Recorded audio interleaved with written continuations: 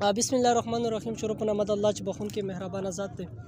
ملګرو څنګه مې چې دینه مخکې ویډیو ستاسو ته کړې وه چې په 2 بجو نه 3 بجو پورې میټینګ دی. د هغې نه پس هغه ماشوم باندې چې کوم ماشوم کوهي ته پرېوتی په هغه باندې کار چالو کوي.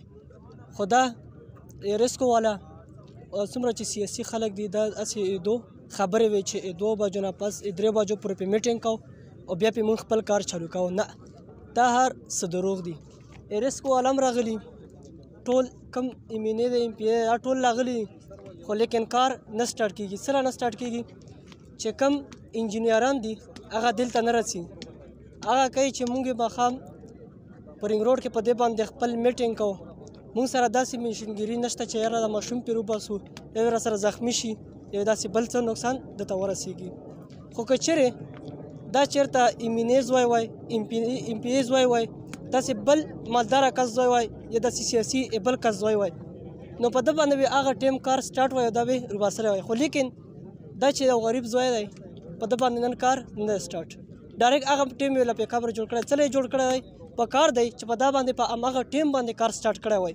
هېڅ پته نه لګي کېدای شي دا ژوندی وای بېهوشه وای. خو ډېرو ملګرو دا ویل چې روسکو والا چې کوم دی دا 20 فوټ پورې راومخېجولو، لیکن دغه نه چې کومه راسي وه چې هغې نه بیا خوش شو، بیا وغورځېو. افسوس. او ملګرو دغه ځای نه 10 مشران دا لاړل رینګ روډ باندې، هلته به دې په باره کې میټینګ کوي، هغې نه پس بیا پرې کار سټارټ کوي. خو نه، ډېر خلک دا یایي چېرې دا دې لپاره وروسته کړه چې دا خلک لږ ساړه شي او دا خپل ځینو لاړ شي، دا درد چې کم دی دا لږ شان کم کړی شي.